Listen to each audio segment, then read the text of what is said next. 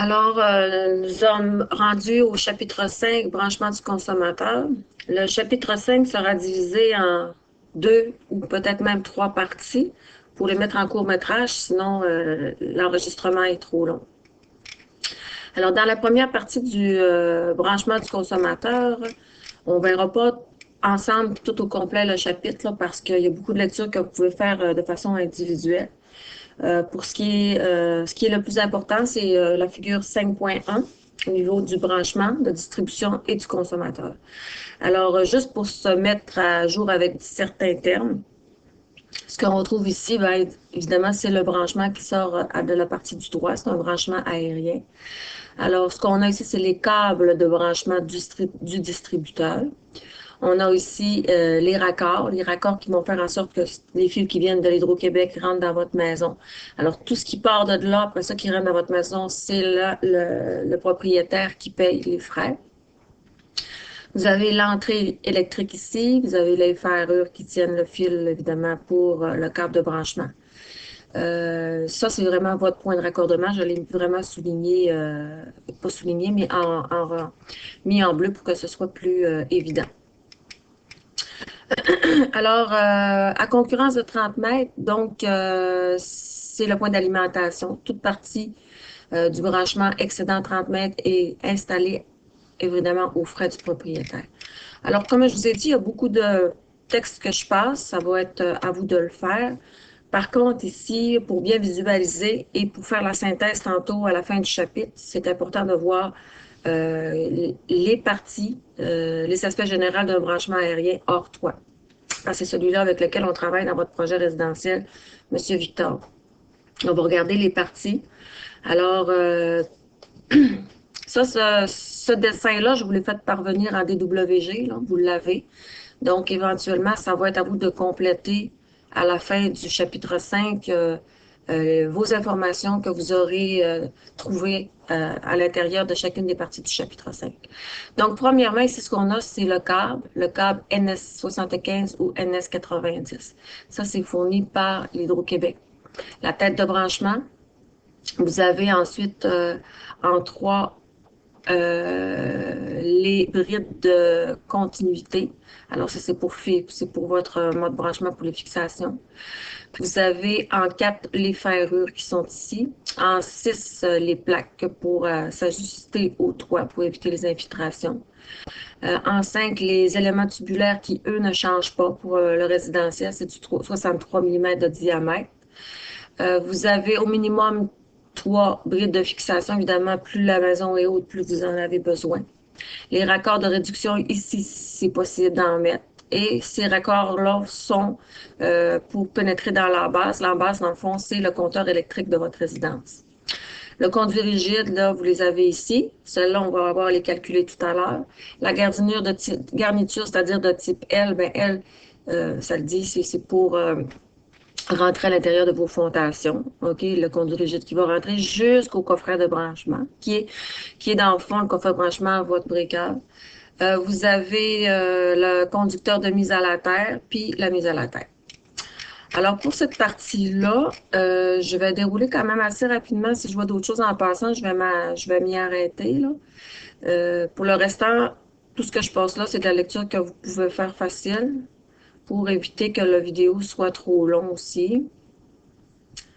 Alors, il y a les maximums et les minimums à respecter. Il y a des règlements au niveau des normes sur lesquels je m'en viens tranquillement, là.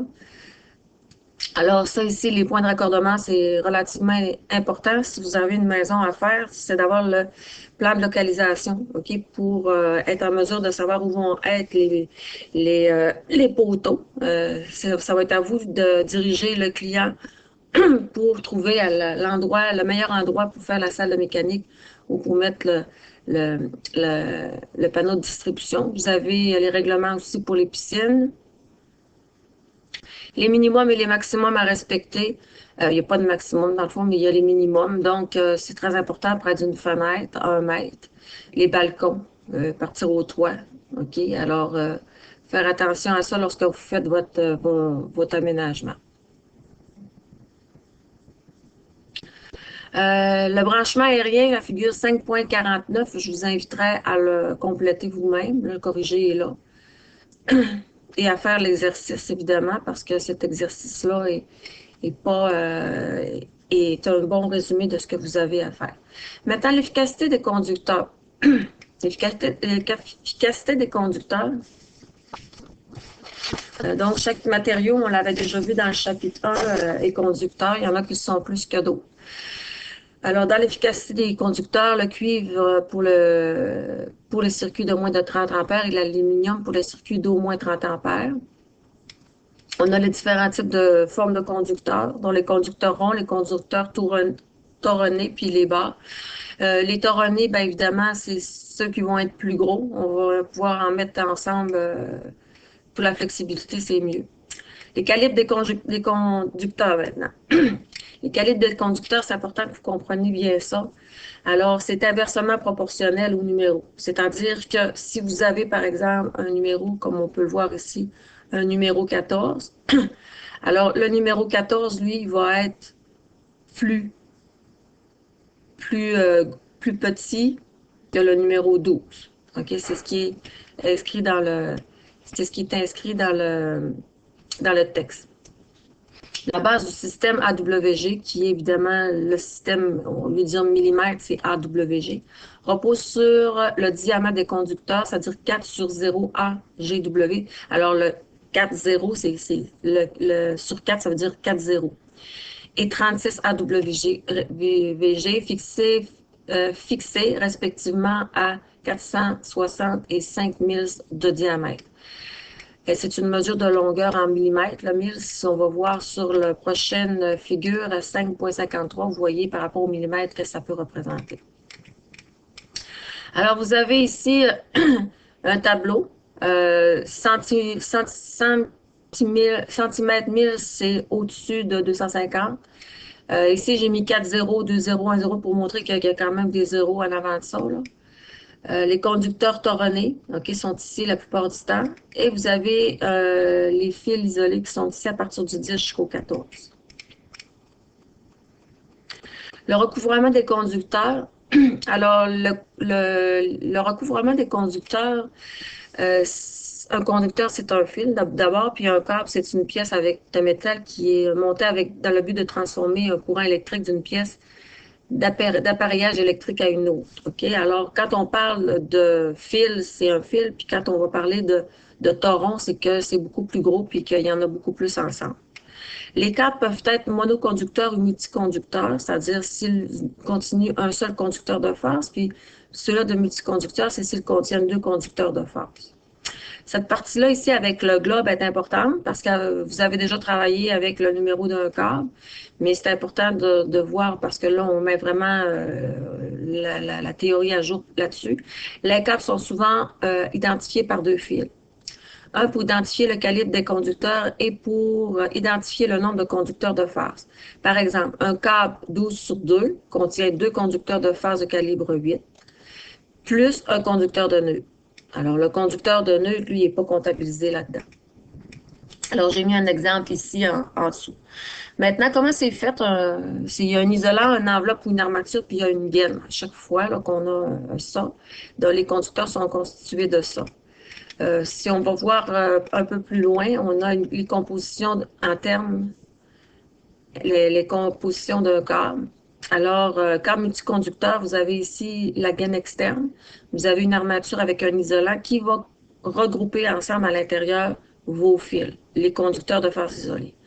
Alors, ces conducteurs de phase isolée prennent un espace dans la gaine. OK? Alors, c'est de cette façon-là qu'on procède. Dans les monoconducteurs, vous avez une gaine externe, vous avez l'armature, vous avez l'isolant, puis vous avez le conducteur de phase. Dans votre document, vous avez différents tableaux qui vont vous être proposés, ce qui va suivre dans les notes. Alors, les différents tableaux qui vont vous être proposés, c'est 1, 2, 3, 4 du code qui indique qu'à partir du courant, à partir des courants, les températures maximales admissibles.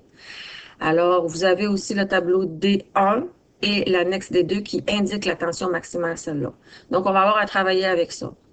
Aussi, vous avez, cinquièmement, les caractéristiques principales des câbles. Donc, évidemment, il y a la température qui est importante là, dans les tableaux 1, 2, 3, 4, mais il y a aussi le tableau 19 de votre code. Vous ne l'avez pas présentement dans votre document.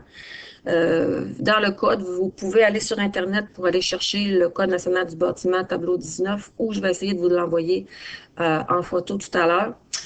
Vous avez donc, pour ce qui est des caractéristiques des câbles, des lettres, plusieurs lettres qui désignent le type de matériel utilisant qui va être utilisé pour, pour vraiment le câble. Alors, on en a un exemple ici, les principales désignations des câbles. Vous avez des lettres qui sont ici. Alors, on l'a en français, les caractéristiques et la signification. Les câbles isolants de caoutchouc thermoplastique, isolants thermoplastiques. Donc, on va voir un peu qu'est-ce que c'est. Sans voir toutes les définitions, on va voir plus qu'est-ce que c'est. Parce que nous, en tant que dessinateurs, c'est pas nous qui allons quand même décider quel type de câble on va mettre. Il y en a qui sont déjà prédisposés à, on les utilise de façon systématique. Le câble de type R, c'est un câble de caoutchouc. Le câble de caoutchouc n'est presque plus employé pour isoler les conducteurs. Aujourd'hui, on utilise davantage d'autres matériaux thermodussables de la même famille comme le polyéthylène. Alors, vous en avez quelques exemples ici, des R90. Donc, tantôt, quand on va faire le choix des câbles qu'on a besoin, vous allez peut-être les retrouver là-dedans, mais on va passer quand même relativement vite. Le câble de type D, c'est des thermoplastiques. Il est composé de plastique synthétique résistant à la flamme. Donc, il y en a qui sont énumérés ici. Les câbles armés de type AC, ACWU et TEC, les câbles sont surtout utilisés pour des édifices commerciaux ou industriels. Maintenant, je passe rapidement là-dessus. Les câbles de type NM, les câbles de type NM sont surtout utilisés pour les bâtiments résidentiels, donc on peut s'attendre qu'on va les avoir tantôt. Alors, dans le choix de nos fils. Maintenant, au niveau des couleurs, alors, les couleurs, ben, souvent, il y en a qui ne savent pas trop comment ça fonctionne. Alors, on va prendre quand même le temps de le regarder comme il faut. Le recouvrement des conducteurs sont des couleurs standards. Ainsi, les câbles de deux conducteurs isolés en comptent habituellement un noir et un blanc avec plus d'un conducteur nu. En plus, c'est-à-dire d'un conducteur nu.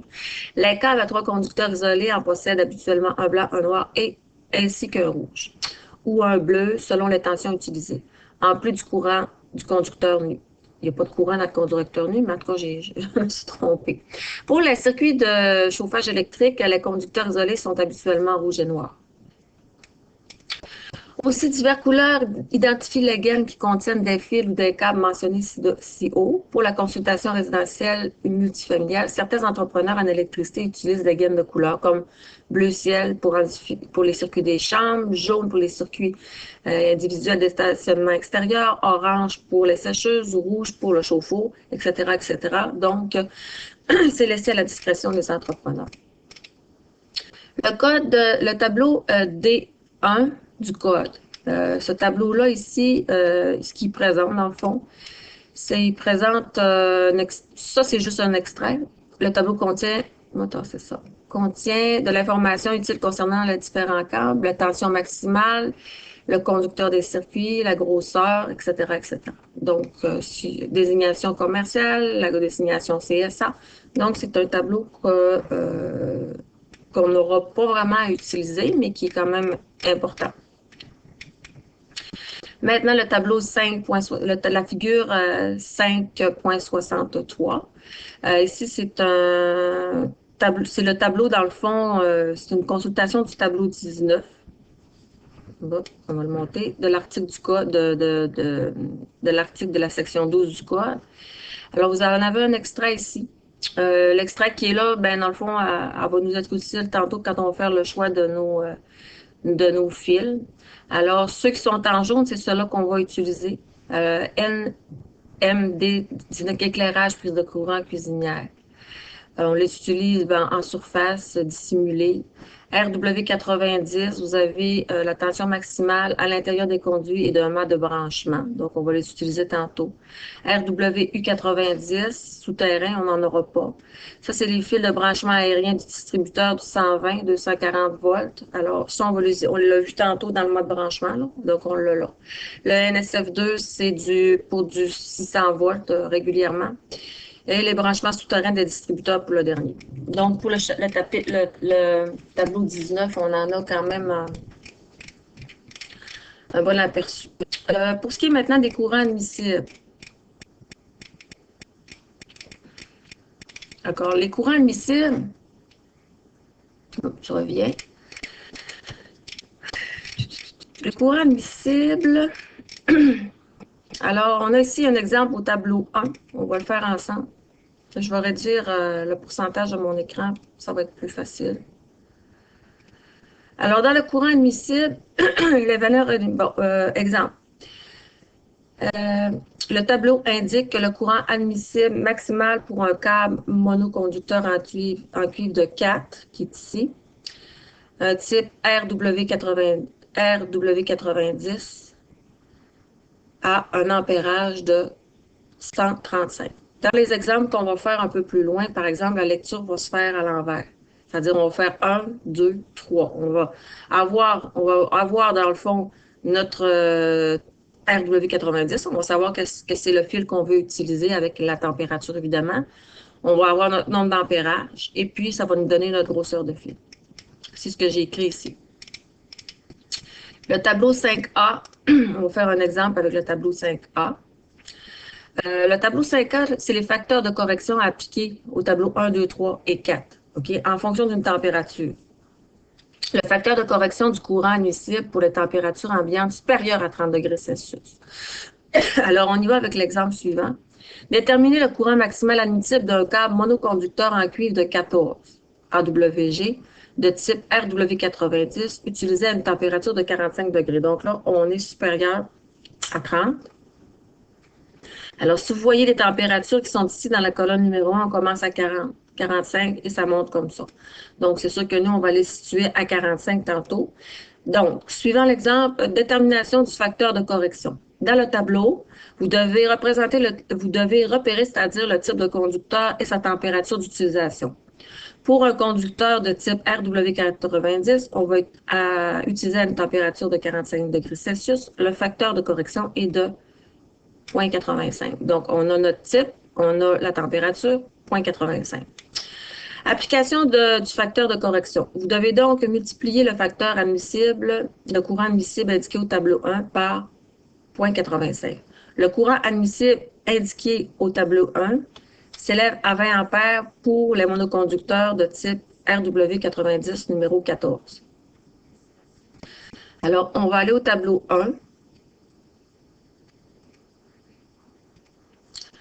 Alors, je suis présentement au tableau 1. Donc, dans l'exemple, suivant l'exemple, ce qu'on nous disait, c'est qu'on avait 14 AWG, OK? Alors, 14 AWG, si on regarde ici, ça va donner 20 ampères. Cependant, ce tableau-là, on sait très bien que c'est sur une température ambiante de 30 degrés Celsius. Ce qui fait que ce 20 ampères-là, ben, il va falloir qu'on applique le facteur de correction.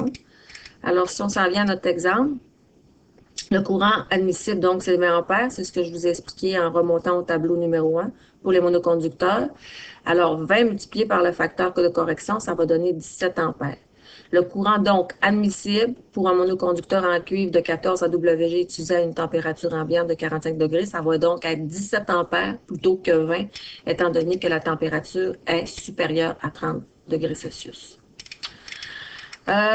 On va maintenant aller avec, on applique aussi le facteur de correction du tableau 5A au tableau 2, 3, 4 lorsque la température ambiante est supérieure à 30 degrés. D'autre part, lorsqu'il y a 3 conducteurs, localisation d'un câble, il faut appliquer les facteurs de correction du tableau 5C. Donc, les facteurs de correction maintenant, ça va être si on a ce facteur de correction d'un courant admissible applicable au tableau 2 et 3, mais pour 3 conducteurs. On va faire l'exemple. Alors, vous devez déterminer le courant admissible pour 6 conducteurs. On en a 6, 10 AW en cuivre de type T90, utilisé à une température ambiante de 30 degrés Celsius dans une canalisation. Puisque la température ambiante est de 30 degrés Celsius, on n'a pas à aller dans le tableau 5A. Par contre, il y a plus de 3 conducteurs dans la canalisation. Vous devez alors consulter le tableau 5C, qui est en haut ici, qui donne un facteur de correction de 0,8.